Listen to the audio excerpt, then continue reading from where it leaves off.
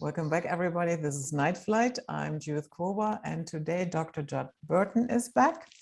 We did an interview recently about the Nephilim and our civilization. His website is burtonbeyond.com. All other links will be linked below as usual, and I'm very happy to have him back. And today we are going to talk a little bit about the Roman Empire, ancient Rome, and we will dive into the influences that ancient Rome still has up to this day. So, Dr. Judd Burton, welcome. Thank you. Happy to be here. So, before we jump in our subject at hand, I remember last time, but it was off camera. But you mentioned something that I found very interesting. Maybe you could elaborate briefly on that. That you said I left academia. So why was that? Well, there are really two main reasons. The first one is really that as a person of faith, I felt a calling on my life to do that, and you know, it's hard to separate my faith from my scholarship in many instances. Not that I distance myself from the academic process or the scholastic process, and I don't dislike academia. Rather, I dislike what it's become, because it's gone so far from its origins that it became unrecognizable to me within a generation, less than a generation, really. And so I felt a call on my life to talk about and teach on and write on subjects that were sort of considered on the periphery of conventional academia. And I found it, the second reason is, so number one, I felt a calling to do it. And the second reason is that I began to feel like academia was a kind of dogmatic prison that claimed to embrace academic freedom and the search for the truth, but in reality had become infected with unproductive philosophies like postmodernism, you know, that just left the hermeneutic open so wide that there was no objective truth. You know, it was so reflexive that it was not valid or efficacious to my mind, and a growing number of scholars are feeling this way.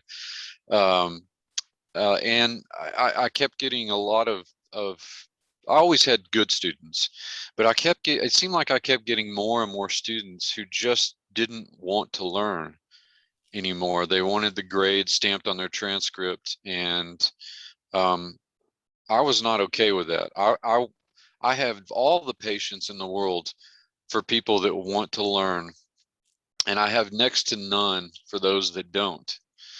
And so, you know, you combine these two things together, and that's the main reason that I left academia. Now, I may teach, you know, on an adjunct basis here and there, but I'm perfectly content to teach through my own institute, where I have students that they're voracious learners. You know, they're hungry for this sort of material, and I still teach ancient civilization through my institute.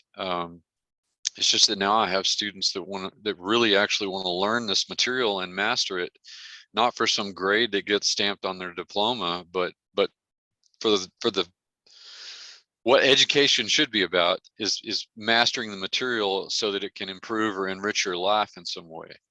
And so, you know, it's this combination of these things that prompted me to leave academia. Yeah. Another thing that I find quite disturbing these days is that a lot of people, they act as if science And I don't care in what field of science, yeah. It's all about consensus, and that is not science. That's not the way that science or any sort of scholarship is supposed to work. Even in, even in my field, history, if the way that it's supposed to work is that if we're a community of scholars, historians in this case, if new information comes to light and it corroborates our theories, then that's great. But we should be equally willing to accept evidence that contradicts our findings and not be so territorial about it that we're not open to amending our views about a particular historical event or what we knew about a person.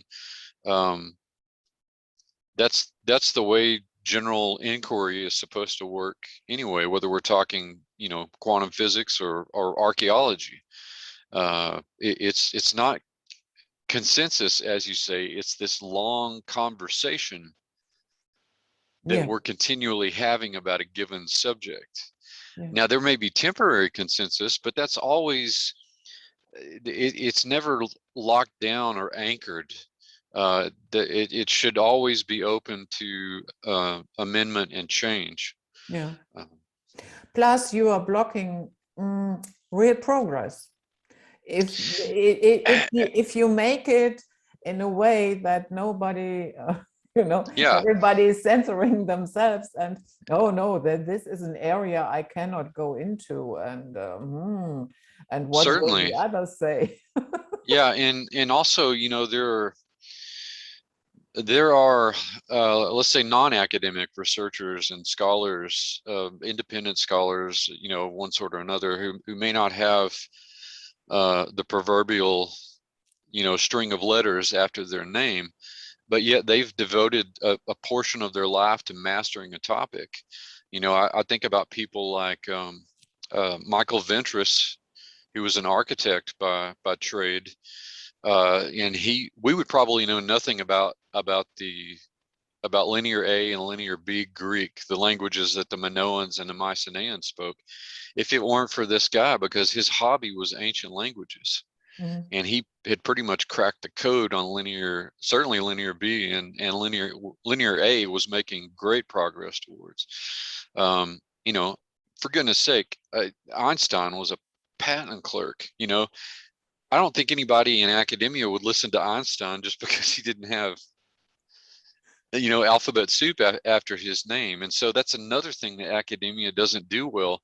It doesn't communicate or include these avocational scholars who may be just as competent or more so, because they're thinking outside of the box than people that are in their ivory tower, cooped up in their ivory towers. Exactly. Yeah, exactly. Yeah, thanks for clearing that up. And I totally can understand that you went that way. It was exceedingly frustrating for me. It was not a good direction. Yeah. So now the Roman pantheon of gods. So when I look at all the gods that we have around the world, it can get very confusing. At the end of the day, yes, many times there's one deity, and that deity, according to the culture, changes the name. So it might be that there are far less deities than we might think. And then when I look at Hinduism, I throw in the towel. Thousands of gods and goddesses, that's too much for me. I feel overwhelmed. So did you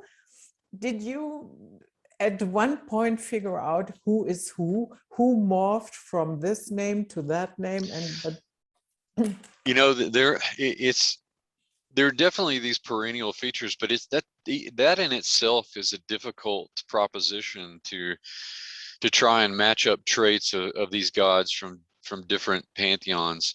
I think in a general sense, you can sort of do that. And there are plenty of interesting theories that deal with this. There's scholars like J.P. Mallory and Marius Gimbutas, who specialize in Proto-Indo-European studies. And they did a lot of that sort of, I hesitate to call it archetypal in a Jungian sense, but they did a lot of that, trying to figure out these initial Proto-Indo-European gods from Central Asia and Eastern Europe, and how they spread across Eurasia. What gods did they become? There seemed to be this overarching sky god, and he ends up as Zeus amongst the Greeks, and he ends up as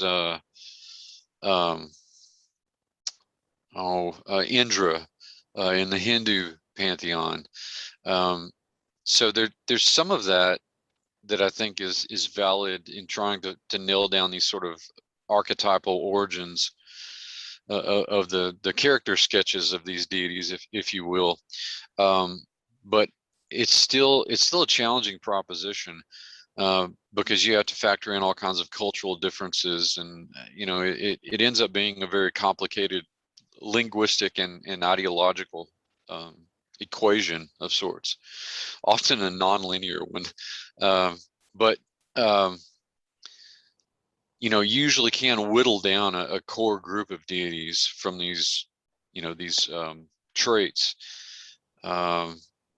And surprisingly, I think that the Mediterranean world and the ancient Near Eastern world are a really good laboratory for looking at that, particularly because the Greeks felt that many, if not most, of their gods came from the East. There's a great book called the Eastern Face of the Helicon that deals with the Greek perspective on the ancient Orient, as it were, and the belief that a lot of their gods came from places like Mesopotamia and the Levant and Anatolia, which makes sense because they're just right there, and they traded with them, for centuries and centuries. But yeah, it's something that's constantly on my mind, because in the case of my work, the analogs that I'm looking at are with the Watcher Angels and the Nephilim, the first generation of Nephilim, and a lot of those wily and mischievous, often nefarious characteristics that we find embodied in the Aegean pantheon and the ancient Near Eastern material. We see those overlapping with some of these personalities, and even there was a group in the ancient Near East called the Ditanu that scholars are turning an eye towards now, that believe that the Greek Titans that concept of the Greek Titan was descended from the Ditanu, who were actually a tribe of giants in the kind of the curve of the Fertile Crescent, if you will, where Mesopotamia and Anatolia or modern Turkey would have overlapped. So even now, new evidence is coming to light on that Eastern influence of the Mediterranean pantheons. But yeah, it is a challenge, but it's not an impossible challenge because of the ongoing work, but also the ongoing interest in this sort of thing. Mythology has never been out of style in terms of its popularity. We viewed it through different lenses over the ages, but it's always been on our consciousness, I suppose, our collective consciousness. Yeah, but when they go from culture to culture to culture, but I cannot recall, maybe there is, I don't know, is there any deity that, let's say, one culture had him or her for, war and pestilence and what have Hmm. you, and then Hmm. another culture, oh no, that's the goddess of love and fertility Well, and abundance. yeah, the one that comes to mind is Aphrodite and the Okay. Greek pantheon, or um, after Venus became Hellenized, you had a kind of analog there. But in the ancient Near East, Aphrodite is Inanna amongst the Sumerians and the Akkadians, Ishtar amongst the Babylonians and Assyrians. She is Astarte amongst the Phoenicians and the Canaanites. Um, and we typically think of Aphrodite as the goddess of love. But she was no Botticelli Venus on a half shell. In reality, she was it, although these other characteristics were sort of peripheralized by the Greeks, they were there in some way, shape, or form, in a kind of a subtle way. But she was not, in fact, the goddess of love. She was the goddess of promiscuity, and war was a kind of something she kept tucked under her toga, I suppose we might say, but was nonetheless a trait, or at least strife was a trait of hers. Now, factoring in the Eastern influence here and her likely Eastern origins, Inanna, or Ishtar in Mesopotamia, was overtly the goddess of promiscuity and war and death. So much so that she ends up being the archetype for the whore of Babylon in the Bible, and Babylon in general. So references to outside of the actual physical city of Babylon, the sort of general references to Babylon in the Old Testament and especially the New Testament are reflective of this kind of imagery. Likewise, Astarte was associated with these same sorts of things, and so here you have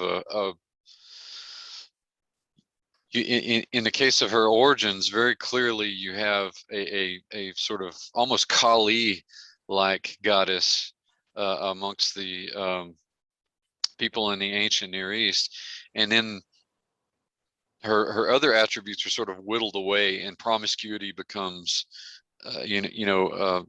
not so much promiscuity, but maybe even just carnal love or some sort of affection with Aphrodite. So there's one glaring example, that doesn't all you don't always get that those characteristics fleshed out by just studying the Greek and Roman sources on that deity. And the same can be said for any number of other deities, like Pan, who I've done a great deal of research on in the context of my dissertation, and also after. Pan, I'm convinced, had origins in the East. The satyrs show up as the shedim in Hebrew tradition and Levantine tradition, and there were any number of goat gods that people in the ancient Near East worshipped, like Adzaga and Uds and Moru and Benu amongst the Assyrians. So there were a whole host of precedents for these kind of half man, half goat deities. And whereas they're identified as part of demons in the ancient Near East, Pan becomes this sort of frolicking, frivolous, almost bohemian sort of character in Greek mythology, to where he's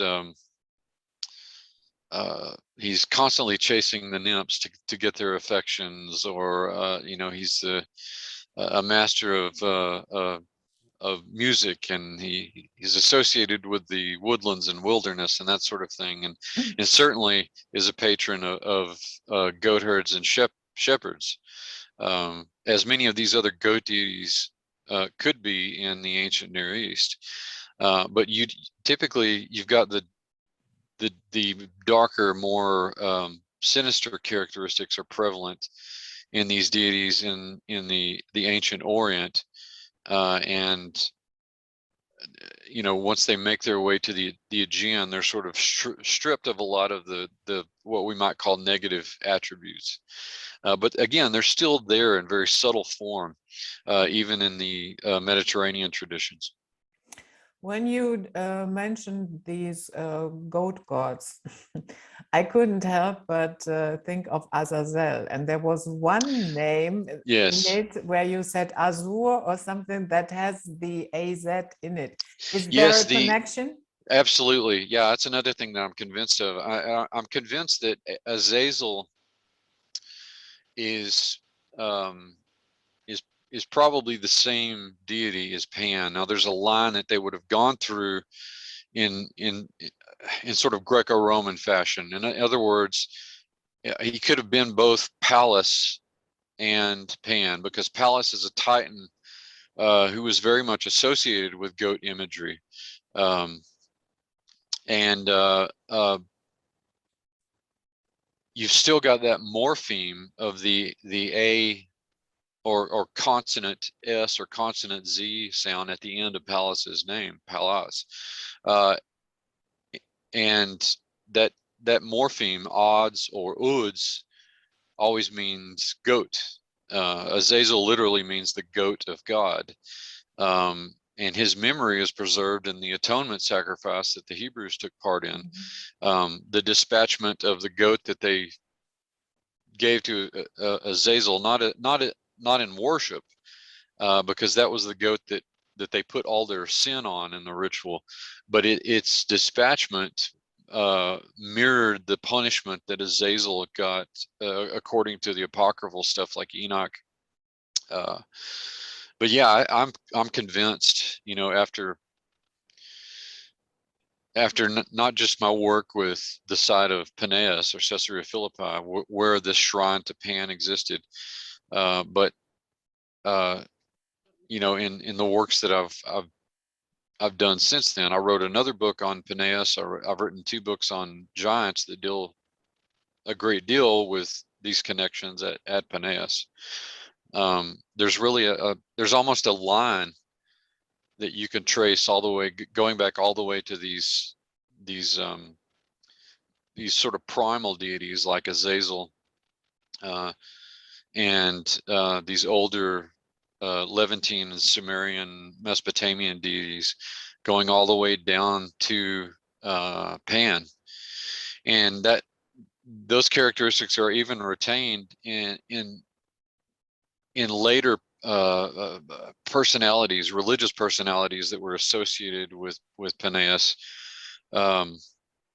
Saint George, with the beginning of the Christian era at Paneas, was associated with the region as well. And it's interesting that George's name in Greek, Georgos, means gardener or farmer, and so you've got that natural, sort of green connection. And then with the advent of Islam in the region, the site becomes associated with Al-Qadir, who was called the Green One, kind of an Islamic green man, or Wadi, which was a saint in Islam. So even after the age of polytheism, those traits were retained in the region, so that you have this very interesting and compelling line of these deities with very similar personalities and traits. Mm-hmm. So is Azazel the only fallen angel that has inspired deities, or? Oh no. Again, this is a puzzle that a number of us are working on right now, but my good friend and peer, Derrick Gilbert, he and his wife both are just incredible researchers, and he has a new book coming out where he links the origins of Kronos or Saturn with the Watcher Semyadza, the basically the leader of the Watchers that came to Mount Hermon. Semyadza also has that Azza, and Yes. Is there a connection to Azzel? I think that there must be, because Derrick and I were talking about this at one point in time, and I told him, I said, you know that Kronos was associated with the satyrs in ancient Greece. You know, it was kind of a revelation to him, and I said, yeah. So I think that there's probably something there, because that odds morpheme is in Semyadza's name. So it seems that, you know, that there's some goat association, although it's not as prolific as what you see with the Azzel. There's definitely something there. Even the there are a number of scholars who have posited along linguistic lines that the Roman god or variant, the Titan variant of Kronos, Saturn, his name comes from the Greek satyr, because when you transliterate that into Latin, the upsilon becomes the U that we know. And some of the details of the argument escape me, but I know that I've read that there has been some work done on the connection between the Greek word satyr and the Roman deity Saturn. So not as cohesive an argument, at least on my part. Derrick is, I have no doubt when his book comes out, will lay this out just brilliantly. But we're all kind of. Do you have to inform me when his book is out? It's imminent. Okay. I think Defender Publishing is going to be putting it out here pretty quickly. And I think I'm trying to remember the title. Something like The Rise of Saturn or something like that. But he also ties Semyadza, Saturn, Kronos to the identity of the Phoenician god El, who figures prominently in the biblical world. And even that morpheme shows up in a number of words that are used in languages throughout the region. So I have one question. Is El a deity in its own right, or is that more like a title? It's both. Okay. There's certainly a kind of elder god, Titan figure within the Phoenician Canaanite pantheon, El, who has a clearly defined, distinct, you know, identity, personality, and is revered in a number of temples and sites that have been excavated by archaeologists. So we know that he was a distinctive personality, but it's also it can also be a title. You know, very much in the same way that Baal, you know, Baal, can be a title as well, because you have all kinds of Baals that are tied to sacred geography in the ancient Near East. The Baal Gad, the Baal Hermon, Baal Zephon. There are any number of them, so it can be a title. Baal Hadad, it's also a title. So sometimes you run into these names for gods, and it's not just these ancient Near Eastern or Semitic pantheons. You find that in other pantheons as well. But yeah, it works both as a distinctive god and a title.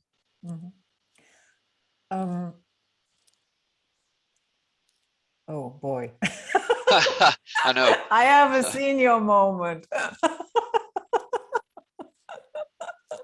Okay, it will come back when I stop thinking about it. But oh no, here it is. I was just asking myself, do you think that ultimately, when everything is said and done, that the entire idea of more and more what is the word, not monotheism, polytheism. Yeah. Was that jump started by the fallen angels? Was polytheism? Is that Mm-hmm. what you're asking? Polytheism? I think so. Okay. You know, and again, people are going to put different appellations to these beings. The Sumerians called them the Apkallu, but they're the Watchers were basically the equivalent of Titans. They were the elder gods, the culture heroes, you know, in a way. They're the ones who make this exchange of, you know, here's how you build civilization.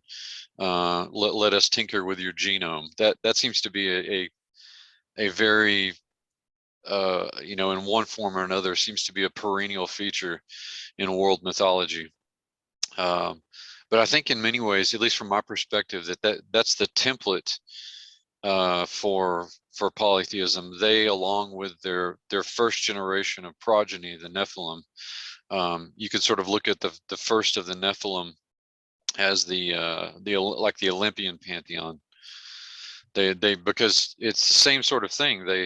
They're imbued with similar powers. They rebel against their parents. You know, there are passages in Enoch that talk about the Titans became afraid of their progeny because they were so unruly. Well, what does it take to frighten an angel? You know, they must have been you know, just horrific beyond imagination. But the there does seem to be this sort of, they do seem to be the catalyst for that idea, I think, particularly because they're tied to in again, according to the research that I've done, they're tied to an era in the history of the planet in which the religious consciousness is beginning to change. You know, for most of our history, humans have been hunter-gatherers or horticulturalists of one sort or another, and very tribal. And I mean, we continue to be tribal, but on a much larger scale. But you know, the hunter-gatherer aspect has been our defining cultural trait for the longest time. And almost, you know, if you look at it in perspective of geologic time, almost overnight, there are these pockets of people that start living in larger communities and not hunting as much. Now they're beholden to the land, the location that they're in, because they're farming, and then they begin to keep herds of animals, and everything begins to be centralized. All of the institutions become very centralized in a phenomenon that Veer Gordon Childs used to call the Neolithic Revolution, the emergence of cities along with agriculture. And although not everybody, you know, not all humans opt to do this, there are, like I say, pockets of humans that end up doing that. And so that coincides with this shift in religious consciousness, so that the old animistic spirits, the totem animal spirits that a lot of these people revered, abruptly become anthropomorphic. And you know, I think that Göbekli Tepe is a good test case for this, because you have both the old animal spirits that consequently are predators, and then you have these T-shaped pillars and pillars throughout Göbekli Tepe that are very clearly anthropomorphic. They're human-like. They have you know, stylized arms and legs and features, and they're very tall, you know, and so by the same token, you see similar kinds of ideas developing in the Levant amongst the Natufians, particularly at Natufian Jericho, which is, you know, 10,000 plus years old, you know, long before the Hebrews even show up on the scene. And so there are a number of these places where these changes are beginning to take shape. And this kind of cultural change only takes place, this irreversible, forever changing cultural change. Oh, he is. There is a tremendous outside external influence on these cultures. Superior technology, uh, the superior metallurgy and agricultural knowledge, religious knowledge. You know, I think the best. I like the way that Jared Diamond puts it in Guns, Germs, and Steel when he talks about the clash between the old world.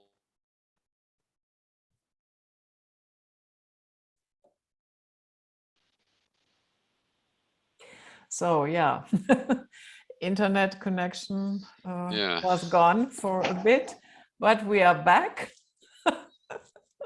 Yeah, there are days like this. What can you say? So go ahead. Yeah, we were talking about the shift in religious consciousness in prehistory lining up with the arrival of the Watchers. And I think I had mentioned that Göbekli Tepe was a good test case for this, because you have the shift from worshiping, you know, totem spirits, animal spirits, to the gods almost overnight. You know, in terms of, in relative terms of geologic time, it's pretty much overnight, to worshiping these anthropomorphic giant deities. You know, and they're also represented, you know, in stylized form at the site itself, with the T-shaped pillars, the big huge pillars, and anthropomorphic pillars that clearly have hands, and they're wearing fox pelts for loincloths, or leopard skins or something like that. And that kind of change, that drastic change, irreversible change in the cultural trajectory of a people, typically only happens when it's just humans. It's brought on by an external force, one that has all kinds of superior technology and knowledge. And I like the way that Jared Diamond describes the in Guns, Germs, and Steel, describes the clash between the Spanish and the Inca, you know, Pizarro on the one hand and Atahualpa on the other, and that it took millennia for the Spanish to have the superior technology, the knowledge of metallurgy, the development of gunpowder, the immunity to certain diseases, which he rather wisely and adeptly, I think, attributes to the geographical layout of Eurasia, because it's long east to west, and was easy for things like agriculture and metallurgy to spread from animal husbandry, to spread from the ancient Near East into other parts of Eurasia. Whereas the North American continent and the South American continent are long north to south, so that you have all kinds of geographical and climatic obstacles that would slow the spread of civilization from Mesoamerica to the other parts of these continents. And so there were also diseases amongst animals, cattle, you know, like anthrax and smallpox, that because of millennia of keeping herd animals, people in the old world had developed certain kinds of immunities and natural inoculation against these, so that when they brought all this to the New World, it was geography. It was not. It was certainly that there was ambition and greed involved, but it was these other considerations, these long distal considerations like geography and epidemiology, that had shaped the old world culture to be in the position that it was in, so that when they got there, the Inca didn't have weaponry like the Spanish did, whether they were, you know, the rapiers or the blunderbuss firearms that they brought with them, and certainly they kept no herd animals in the New World. So that's why smallpox was so virulent amongst the natives of the New World. They just didn't have any immunity against it. And so there was a kind of unconscious biological warfare. So in the wake of this, native culture was irreversibly changed by these influences from the old world that had been set up millennia before. And in my opinion, the only superior, body of people, culture, if you will, that could have done that to humanity in prehistory would have had to have been some sort of, call them what you will, celestial beings, transdimensional beings probably works too, that came in from this vastly superior technology, superior knowledge, and were able to shape humanity and human social interaction, culturally engineer in many ways everything, our religious institutions, our political institutions, the language that we use. The shaping of language would have been at the heart of all of this, because ideation, of course, rests within language. The creation of culture rests within language, and so I think that through that setup, if you will, that influence, that obviously irreversibly changed human culture forever. There was no going back at that point. I think you have a good petri dish, if you will, for the creation of the gods and the ensuing iterations of polytheism that show up throughout the world. Do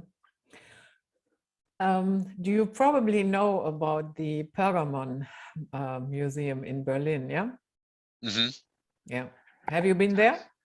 I have not been there. It's on my to visit list. To-do list. Yes. I've been there a couple of times because I find it fascinating. It's really interesting. And yeah, of course, when you enter, you have the this altar, the Pergamon altar. That is the first thing that you will see when you enter. And then to the right, you turn to the right, you have the Ishtar gate. And then, of course, you have all other sorts of everything else that's in the museum, right? Yeah. Right. Okay. So, and what they also display are statues of gods and goddesses. And I recall that I was standing in front of this statue of Athena, and I thought, they are really huge, these statues. They almost feel a little bit intimidating. And even then I thought, what's up with that? Why do you have to be built that huge? And so I often wondered if that might have to do, and even maybe on a subconscious level, on the fact that this is based on the fact that here were Nephilim.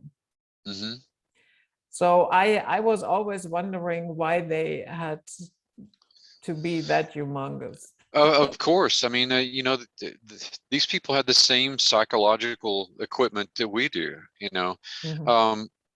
and while there may have been, there's clearly artistic license in some cases, I think they're rendering what they see in many cases, or at least with accounts of what people have seen. I think that the archaic and classical periods, in Greece coincide with a giant diaspora in many ways out of the ancient Near East. They use the Mediterranean corridor because they were really already suited to thinking along those lines. So yeah, I think, and that goes for the statuary in the ancient Near East too. I think that they were just recording what they saw, what they knew. Why else would they, like the stele of Shamash that has the code of Hammurabi on it. Shamash is depicted as dictating to Hammurabi this law code, and he's seated, but he's clearly taller than Hammurabi. You know, um, in Daniel, you know, if we're when you look at the account of Shadrach, Meshach, and Abednego being thrown into the fiery furnace, you know, they're being executed for their supposed heretical beliefs, and they look in there, and there's this other personage that they describe as, you know, Nebuchadnezzar says, look, it's somebody that looks like a son of the gods. Mm. Why would he say that if he didn't have at least some cultural memory or some direct experience of knowing what that looked like? You know, now this is the Neo-Babylonian period we're talking about, so it's the 6th century BC, when a lot of those giant tribes had probably cleared out and had diminished in the ancient Near East, but he still lived with the legacy all around him that his, you know, Akkadian and Amorite and Sumerian forebears directly experienced. So I think in the ancient world, you know, a lot of times, although there's some artistic license, I think that they were just rendering what they saw, what they literally saw. And the scholarly conventional argument against this is the old hierarchy of skill thesis that the ancient peoples were depicting their gods gigantic to illustrate just how far above, you know, humanity they were, or whatever. Well, there is that, but there's also the physicality of the issue, you know, the actual morphology, if you will, of the gods as being taller. And in a case of giants being gods or descendants of the gods, we have some pretty, I think, damning evidence against the hierarchy of skill thesis in its universal application. I think in some cases you can apply it, but its universal application really falls dead on arrival when you look at the bas-relief of the Battle of Kadesh that takes place in the 13th century BC, probably the largest battle in the ancient world that we have record of. I mean, there were between 5,000 and 6,000 chariots used in this confrontation between Egypt and the Hittites. It's the big opening scene in Ridley Scott's Exodus movie, you know, his latest Exodus movie. So I mean, you could just imagine just the it must have sounded like the thunderstorm from hell, you know, with all of this ruckus going. It was a huge battle. Well, in the wake of this, the Egyptians took all kinds of captives because there are other peoples that get drawn into it, like tribes in Canaan do. Well, there's a group of people that they called the Shasu, or the Iya Anek, in other Egyptian records. And there is a bas-relief of the Egyptians having taken a couple of these Shasu captives. And the Shasu are kneeling and they're bound, but they're clearly at least twice as tall as the Egyptians, which were kind of depicted in a mob around them that had taken them captive. So how does this make sense if the Egyptians are supposedly always using or ancient people in general are always using the hierarchy of skill to illustrate their gods or these, you know, supposedly, you know, legendary creatures? It just, to me, that's probably one of the more damning pieces of evidence against the universal application of that. And so to circle back, I think that most ancient peoples were simply rendering what they saw. It becomes more sophisticated, I think, in the let's say the historic period, you know, once we have records to sort of attest to this and the material of a more highly developed artistic tradition. But you can see it in rudimentary form in places like Göbekli Tepe, where you have these huge stylized anthropomorphic human-like renderings. Mhm. So what kind of influence had the Etruscans on the Romans? Because the Etruscans were before the Romans, and Hmm. there's not too much information. Yeah, okay, there is information, but Hmm. far more about the Romans. It's much better documented. Yeah, there's much about the Etruscans that we're still, learning. Mhm. The Etruscan language is challenging in that it doesn't behave like other ancient Indo-European languages. They're certainly borrow words in Latin from Etruscan, and there are deities like uh, Vesta, Mhm.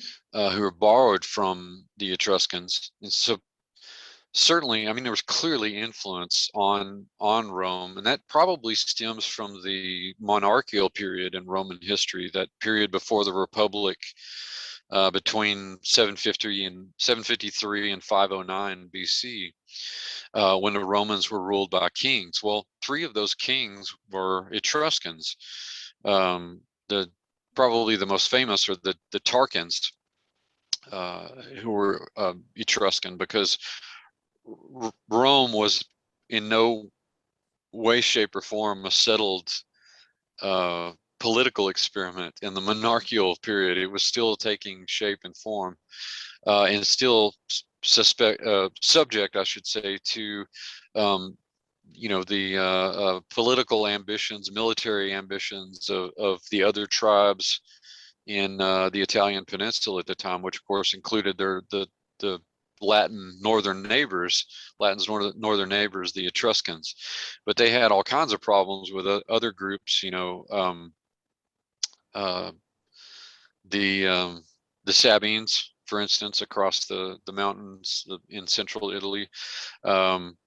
The Greeks show up towards the end of this period and start colonizing Sicily and southern Italy, and so there are a lot of challenges to Rome at that time, but they're influenced by all of these groups as well. Mhm. So this Etruscan language, is there any language here that it Well, resembles? it presents similar. The prevailing idea is that it's got Anatolian Mhm. origins, um, which is interesting when you consider, that Livy, the historian Livy, thought that the Romans came from the Trojans, who lived in Western Anatolia. But there does seem to be some indication that it's a non-Indo-European language that came from Anatolia. That's at least as far back as they can trace it. But it's a piecemeal sort of project, trying to develop a more comprehensive grammar and glossary for ancient Etruscan, and we're beholden to, in many ways, to the few epigraphs that we have and borrow words, that Latin used from Etruscan, and we don't have a lot of those to go on either, because even as much as we have of Roman writing, it's still fragmentary at best. I mentioned Livy a moment ago. We only have 5 volumes of the history that he wrote. So we're really still kind of doing the best we can with what we have, but Etruscan still is one of those languages that gives us a difficult time. And of course, the secret to cracking the code of any culture is really its language, at least in the historic period. Yeah, because as I pointed out, and you know very well, that language is the sea on which ideation and culture floats in, so to speak. But yeah, compared to the Romans, we know very little about the Etruscans, and what we do know comes from more from material evidence and archaeology, and is subject to that kind of interpretation. Mm. Some people say that we invented the gods according to our imagination, and that we made them, fit into our expectations or whatever. Sure. So Yeah. would you agree with that? No, I don't agree with that. I think that completely strips the supernatural out of the argument, and you know, materialism and naturalism, you know, for all kinds of inquiry will only get us so far. There are a number of philosophers, you know, who have applied their trades in recent years, as a matter of fact, to the shortcomings of a materialistic or naturalistic perspective on the universe. You know, even with cell biology, you know, something that would seemingly not have anything to do with the history of religions, but we're able to look at the cell at such a level now that biologists are having to rely more on engineering design theory to understand biology at that level, rather than the evolutionary paradigm, the strict evolutionary, macroevolutionary paradigm, which, you know, implicitly suggests that, well, if they're relying on engineering design theory, then that implies that there was an engineer, a designer at the top of all of this who put it into motion. And so there's one example of how the purely naturalistic approach to a view of the universe, or a view of the world, a cosmology, if you will, falls short. And by that same token and logic, I think that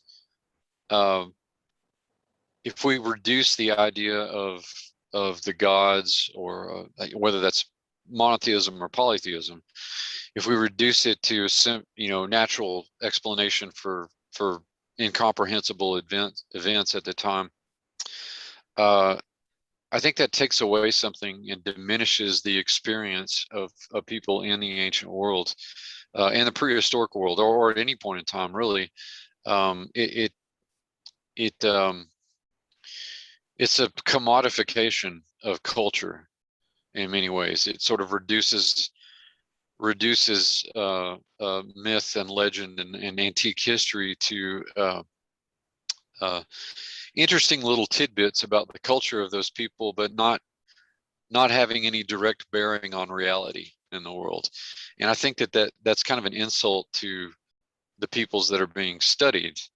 And my retort is always, you know, if you're an anthropologist and let's say you were able to sit down with one of these ancient people and interview them and talk to them, would you talk to them like that? Would you say that their beliefs are not based in real experiences and don't have any bearing on reality? That the supernatural is not real, even if you could you know, shove a percentage of those beliefs off to naturalistic explanation, you're still left with a substantial percentage of people that have these real experiences in space and time. And you know, that's the anthropologist in me is always like, would you actually talk to these people like that if you had them here to sit down and interview? They'd be completely insulted, and rightly so. Yeah. So that concludes our first hour, the public hour. And we will see the patrons on the other side, where we continue our conversation, and we will also dive into the modern day aspects, because Rome really never left. That's right. So until then, this is it.